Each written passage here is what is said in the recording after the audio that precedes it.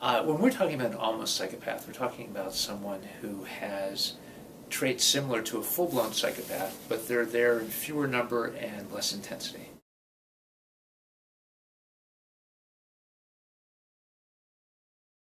The key for psychopaths, and for many almost psychopaths, is that they know the difference between right and wrong. They're just indifferent to it, and they can rationalize breaking those rules.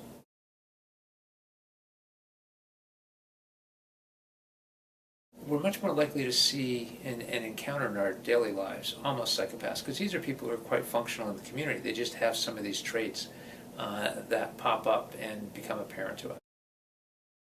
Psychopathy and bad behavior in general have fascinated people throughout the ages. I think part of it is encountering people who appear to be one thing, but they're another. So it's kind of dramatic. It's also a way to distinguish ourselves. We're fascinated by people who are not us, who seem to be like us, but in fact are engaging in very different behavior. And there's an attraction to that. There's an excitement. It's a way to sort of touch on that without becoming immersed in it. They're able to gather supporters.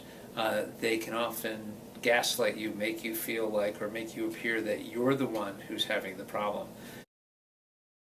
Living with an almost psychopath can be very dangerous, both emotionally and physically at times. We think there's a high degree of psychopathy in people with other psychopathic traits in domestic violence, interpersonal violence situations. The fact that someone does not meet the full criteria for a diagnosis like psychopathy does not mean that they're free of symptoms that are problematic. There's a lot of harm, a lot of damage, a lot of pain and suffering that goes on before someone rises to that level of being diagnosed as a psychopath.